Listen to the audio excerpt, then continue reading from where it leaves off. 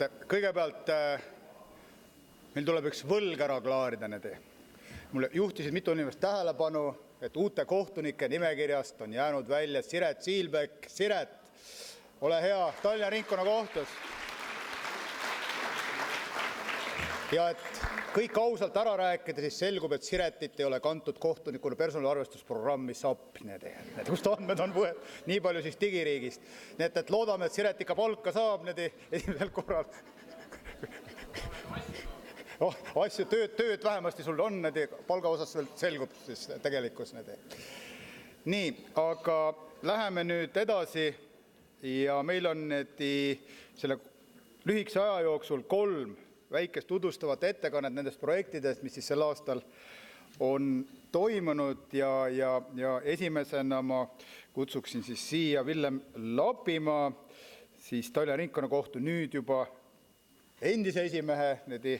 Villem on vedanud kohtuarenduse töörühma ja arengukava väga tarmukalt ja muljet avaldavalt. Ma ausalt öelda ei oleks osanud loota, et me oleme nii kaugele jõudnud. Ja ainult tänu Villemile me nii kaugele oleme, kes on pannud paberile kõik mõtted, surunud, pannud tähtajad. Aitäh, Villem, sulle.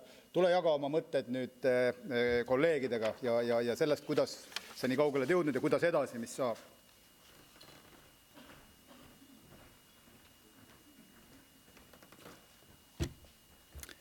Lugupeetud täiskogu.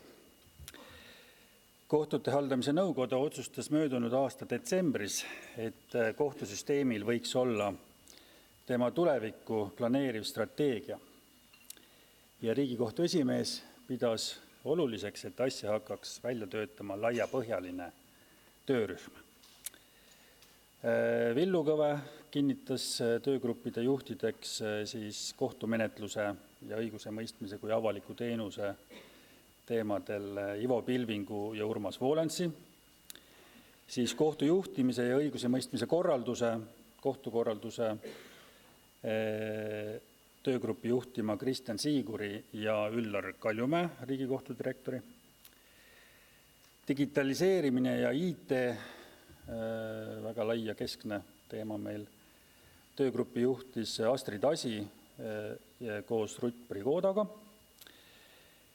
Heiki Loot juhtis juba tegutsevat töögruppi, kes töötab välja siis kohtuhaldusmudelit. Personalipoliitika said oma kätte Liina Naaber-Kivisoo ja Ave Hussar, aga on nagu teised töögrupidki kaasanud sinna mitmeid teisi kohtunikke ja ametnikke ja ka eksperte. Ja kohtukommunikatsiooni töögruppi juhtisid Marek Vahing ja Kristi Kirsberg. Et tegelikult on see väga suur tiimitöö.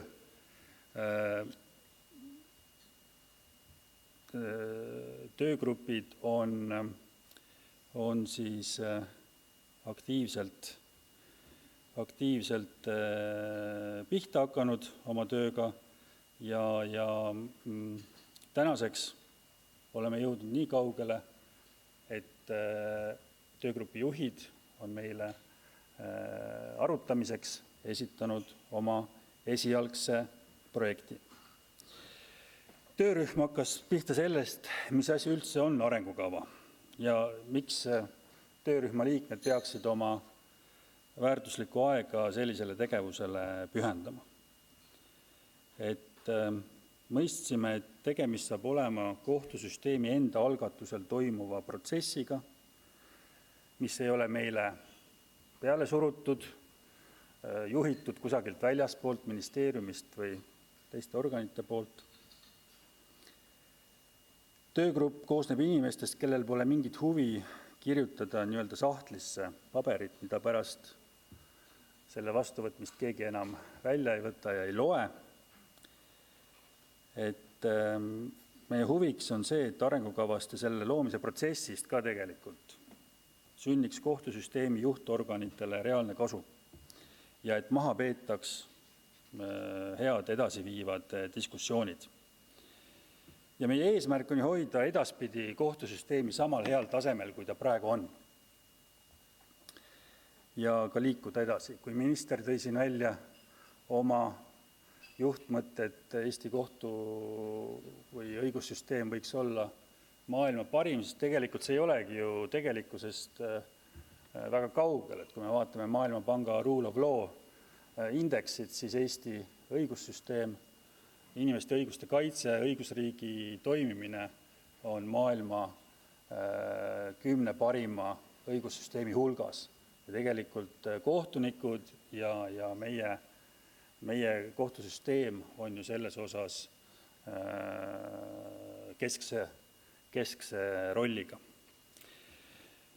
Nii et mõelda seda, kuidas hoida juba saavutatud head taset ja loomulikult siis kuidas tulla toime ka suurte ja kiirete muudatustega, mis ühiskonnas aset leiavad.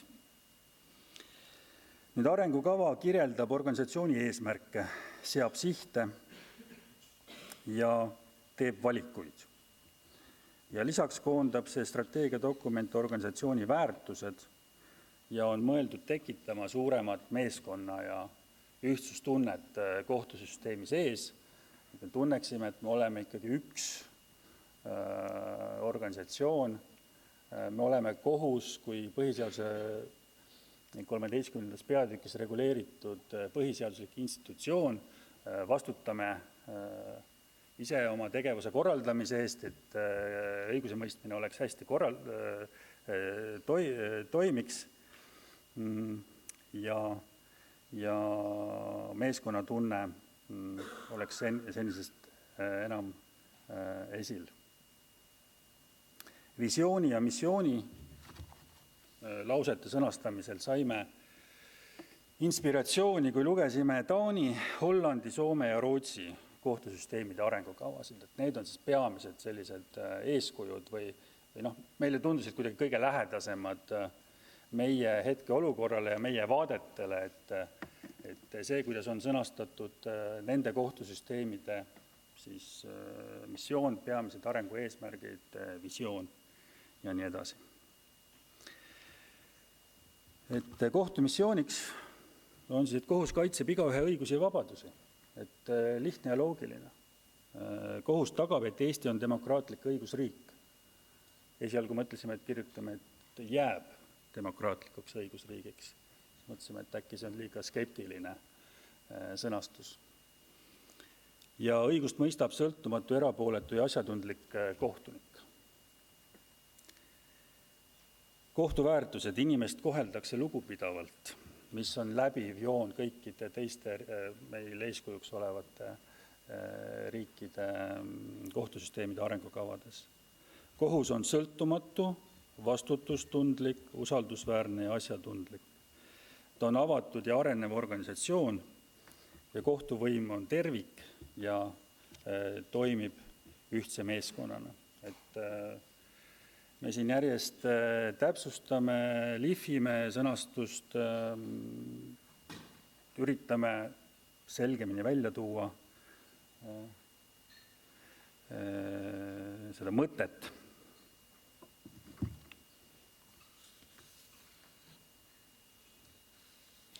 Kohtusüsteem, nagu ma ütlesin, peab olema üks tervik, kes võtab ise suurema vastutuse oma eesmärkide ja tegevuse eest. Me ei saa olla sulas, et me peame olema oma süsteemi peremehed. Selle kinnituseks on möödunud aastal tekkinud Justiitsministeeriumi soov, et kohtud võtaksid suurema rolli enda haldamisel. Me järgime seda. Meie arengukava ongi kohtuvõimu enda visioon ja initsiatiiv. Näiteks ka Riigikontrollile või õiguskantslerile ei koosta strateegiaid ja arenguplaane valitsus täitevvõim. Ja me ei pea kehtivat Justiitsministeeriumi arengukava kohtuid puudutavas osas oma arengukava õiguse eellaseks. Arengukava, mida ta ei ole? Ta ei ole kõiki kohtupidamise ja kohtukorralduse valdkondi hõlmav selline megaeelnõu, mis otsustab aastateks ette ära kõik kohtute jaoks olulised küsimused. Nüüd on lõpuks see koht, kus langetatakse nüüd need kõik olulised otsused ära ja saab nende üle hääletada. Tegelikult arengukava kui strateegiadokumendi olemus see ei ole. Arengukava on põhimõtteliselt selline instrument ja juhtimisvahend kohtusüsteemi juhtide jaoks, olles neile mingis mõttes nagu tööplaaniks, ehk kirjutades ette lähiaastate tööde, koosolekute päevakorra, millega tuleb tegelema hakata. Eesmärkide ja kavade, mida dokumendis kajastatakse saavutamiseks ja elluviimiseks, tuleb kohtusüsteemi juhtidel ja Justiitsministeeriumil kui õigusloome ja eelarve eest vastutajal hakata neid lähemalt analüüsima ja pakkuma välja täpsemaid lahendusi. Kõikide üksikküsimuste analüüsid, väljatöötamiskavatsused, eelnõud ja nende tavapärased kooskõlastamisringid on alles ees ja need toimuvad pärast arengukava võimalikku heakskiitmist. Arengukava menetlemine, diskussioonid ja heakskiitmine KHN-is ei asenda üheski aspektis õigusloomelist tegevust, VTK-sid, eelnõude kooskõlastusprotsesse, kaasamisi ja nii edasi. Kohtuvõim peab kavandama samme oma eesmärkideni jõudmiseks ja suutma ära veenda ka täitevvõimu ja seadusandja.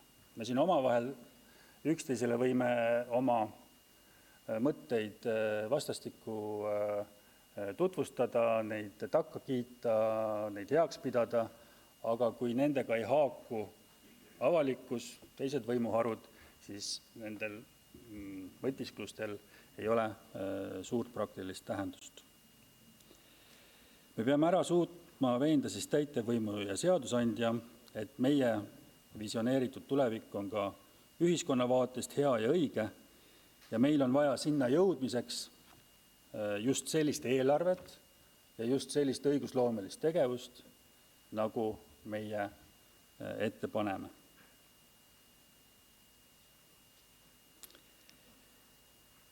Teadupärast ei võta kohtud vastu seadusi ega kinnita riigieelarvet, õigusloome käib ka edaspidi oma rada ja eelarve osas ei saa ilmselt kunagi kohtud ise otsustama, kui palju tuleb riigil meile raha anda.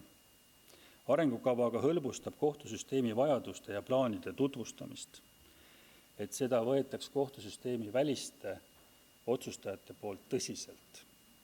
Meil on enda jaoks läbi mõeldud need kontseptsioonid, plaanid, need on realistlikud ja me palume nendele toetust. Kui juhtub, et arengukavas ette nähtud tegevusi ei saa raha või poliitilise tahte või muu sellise puudumise tõttu ellu viia, siis ei saa ka kohtuvõim lõppastmes vastutada selle eest, et õigusemõistmine toimub siis arengukavas ette nähtud eesmärkide ja ühiskonna ootustega kooskõlas. Eelarve ja seadusmuudatuste eest vastutavad valitsus, Riigikogu, Justiits- ja Rahandusministeerium. Näiteks on avalikkuse ja menetlusosaliste jaoks suure tähtsusega see, mis on menetlusaeg kohtutes. Peame riigieelarve eest vastutajatele selgeks tegema, et me mõistame seda ootust tõhusale kohtupidamisele, kuid ühiskonda rahuldava tulemuse saavutamiseks on vajalik enne täita kohtute rahastamise, personalipoliitika ja digitaliseerimise eesmärgid. Arengukava põhiline idee ja eesmärk on väärtustada inimest ja rõhutada kohtu põhiseaduslikku ja sõltumatut rolli ühiskonnas. Kohtu kõige kallim vara on tema töötaja. Täna on meil üks Euroopa tõhusamaid kohtusüsteeme, Justice Scoreboardi järgi, ja meie usaldus ühiskonna silmis on kõrge. Ausat ja õiglast ning sõltumatut õigusemõistmist pole olnud võimalik tagada ega saa ka edaspidi tagada asjatundlike kohtunike ja kohtuametnike osaluse ja otsusteta. See ressurss läheb kohtuorganisatsiooni jaoks järjest kallimaks. Palgad tõusevad, inimeste ootused tööandja vastu tõusevad, on surve kvaliteetsemaks, ühetaolisemaks kohtupraktikaks. Töötajate arvu lõpmatu kasv kohtusüsteemis ei ole aga võimalik, kuna eelarve ei kannata üks hetk seda kõike lihtsalt välja. Mida suurem on palgaga seotud kulu kohtuasutuse eelarves ja see suureneb kogu aeg, rääkisime indekseerimisest hommikupooliku, seda vähem kipub raha üle jääma muudeks kuludeks, majanduskuludeks, arendusteks. Seepärast on tarvis suurt plaani, kuidas hoida meie jaoks väärtuslikumat vara ehk inimesi. Nendesse investeerida, neid motiveerida, neid arendada, koolitada, parandada nende töökorraldust ja töötingimusi. Tähtis on juurutada kaasaegset personalipoliitikat, samuti seda, et töötajad tegeleksid ainult sellise tööga, mida ei ole võimalik üle anda arvutile. Ja selles osas ma ütleks, et meil on väga ambitsioonikas peatükk, mis puudutab IT ja digi arendusi. IT-kulud teatavasti kohtute eelarves ei ole, neid rahastatakse eraldi läbi MKM-i ja muude kanalite. Aga selle IT ja digitaliseerimise töögrupi juhid on konsulteerinud asjatundjatega, kes on andnud meile signaali, et arengukavas planeeritud tegevused on põhimõtteliselt realistlikud ja tehtavad, kuigi nad on ambitsioonikad tõepoolest, eks ole, aga projektiga tuleb igal juhul välja tulla. Kui me sellega välja ei lähe, siis me ka mingisuguseid suuri arendusi ja suuri investeeringuid tõenäoliselt ei saa. Inimese kesksus tähendab ka mõtteviisi ja teadvustamist, et kohus pole asi iseeneses, vaid täidab ühiskonna ja Eesti inimeste jaoks olulist missiooni. Inimeste ja ühiskonna jaoks üks suurimaid ootusi kohtule on see, et kohtuasjad ei jääks määramatuks ajaks venima. Kohtunikul on aga oma tööaeg.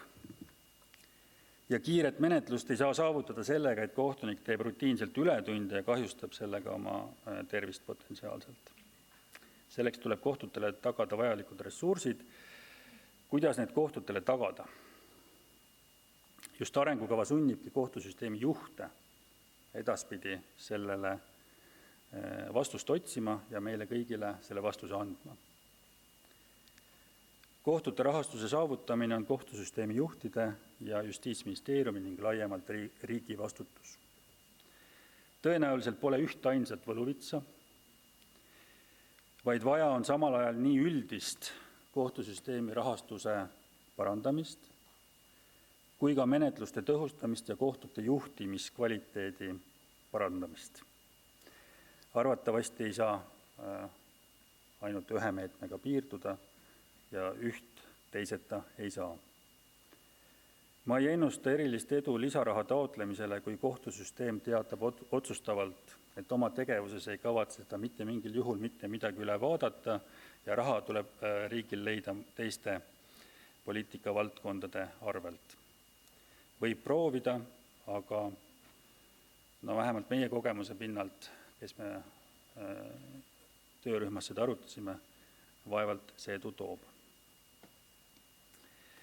Sellest ideest kantuna on arengukavas proovitud pakkuda meetmeid, mis hoiavad teatud määral kulusid ka kokku. Nii on kohtumenetluse peatükis seatud eesmärgiks, et menetluskord sõltub kohtuasja olemusest. Et me ei menetle kõiki kohtuasju nagu ühe mõõduga, ühtede menetlusnormidega. Keerukat patendivaidluste 30 eurost parkimise leppetrahvi asja ei pea lahendama samade menetlusreeglite järgi. Ja seda läbi 3 kohtuastme. Arengukava hõlmab üldjoontest kõik kohtute tegevust puudutavad küsimused, seetõttu pole aasta alguses tegutsemist alustanud töörühm jõudnud tööga kaugeltki lõpule. Võib öelda, et võib-olla pool tööd on tehtud ja diskussioonid käivad tempokalt edasi. Praegu on dokument veel sellisel kujul, kus peatükid on koostatud erinevate töögruppide juhtide poolt ja omavaheline ühtlustamine ja sidustamine, sõnastuse täpsustamine seisab veel ees, nagu ma enne ütlesin. Et selles mõttes me oleme päris toorikvariandi julgenud välja saata, et kohtunikkond teaks, millega põhimõtteliselt see töögrupp tegeleb ja mis ta selline võimalik tulemus on. Aga töö ei ole valmis. Kohtutelt ja kohtunike ühingult dokumendi esialgse tööversiooni kohta saadud tagasiside on meie jaoks tõeliselt kasulik ja väärtuslik. Esitatud märkused, ettepanekud ja kriitika analüüsime töörühmas läbi ja plaanis on viimistletud versiooniga valmis saada augusti lõpuks.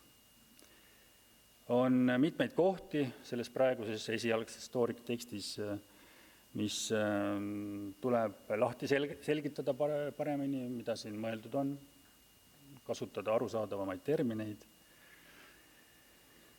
Lisada tuleb ka erinevate autorite kirjutatud peatükkides siis nende eesmärkide omavaheline seos. Ehk menetluse tõhustamine, menetluskiiruse hoidmine, mis praegu meil on väga hea, eks ole, menetlusajad. Selle hoidmine on võimalik juhul, kui me suudame täita personalipoliitika eesmärke, IT digitaliseerimise eesmärke ja nii edasi, eks ole. Et need eesmärkide omavaheline seos ja nagu vältimatu seos selgelt välja tuua. Nüüd see kõige olulisem küsimus, eks ole, et dokumendi esialgsest versioonist jäi kõlama see, et paljudele lugejatele, et ühe kohtu loomine on otsustatud ja see ei vasta nüüd absoluutselt tegelikkusele ja ei ole olnud töörühma eesmärk. Et arengukava mõtteks on, et seda ideed tuleks hakata kaaluma. Tegemist on väga kaaluka ja keerulise küsimusega. Nõuab kindlasti eraldi töögruppi ja menetlust. Kui nüüd pärast arengukava heakskiitmist tehtav analüüsi tulemusel jõutakse järeldusele, et vastuargumendid kaaluvad üles kohtute liitmise poolt argumendid, siis ei pea see idee ju üldse ellu rakenduma. Aga samas võib märkida, et tegemist ei ole üldse uue mõttega, mis nüüd avalikkuse või kohtuavalikkuse ette siis toodud on. Et juba eelmise aasta täiskogu kõnes vaatasin järgi, õigemini kuulasin järgi, see on YouTube'i video. Villu Kõve rääkis juba seda eelmisel täiskogul, on seda mujal ka rääkinud. Ja samamoodi on siin juba viidatud, et kohtuasutuste optimaalse arvu analüüsi vajadus on kirjas ka juba praegu kehtivas Justiitsministeeriumi arengukavas kohtuid puudutavas osas. Aga see, et arutelu on väga sisukalt käivitunud, on üksnes tervitatav ja sellest on kasu nendes tulevastes diskussioonides. Nüüd suve jooksul peaks toimuma dokumendi ühtlustamine, eri töögruppide töö omavaheline sidumine ja eesmärk on meil viia arengukava septembris KHN-i, et kus oleks võimalik juba siis sidusamad, terviklikumat dokumenti võib-olla hääletada või sinna muudatused sisse viia ja siis otsustada selle dokumendi saatus. Tõenäoliselt on meil vaja lahku lüüa kaks natuke erinevat strateegiat. Üks on see visiooni osa, mis on siis esimene peatükk Eesti kohus 2030, natukene suureliselt niimoodi pealkiri pandud, et mis hõlmab kohtumissiooni, visiooni, väärtused ja peamised eesmärgid aastaks 2030. Kas nad olid juba ekraanil ka? Okay. Et mis on selline väga üldine ja dokument, mis peaks olema kinnitatud võimalikult kõrgel tasemel, et kui vaja, siis saab seda siis KHN suunata ka kohtunike täiskogu kinnitamiseks.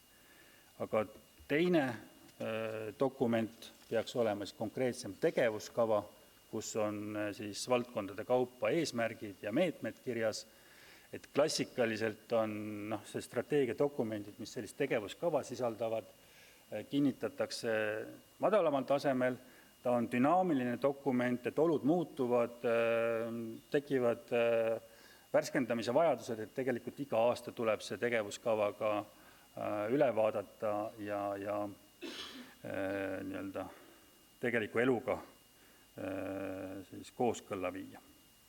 Et see võib olla ka meil plaan, et visioonidokument eraldi ja konkreetsed tegevuskavad siis eraldi. Aga tänan tähelepanu eest ja ootan huviga paneele.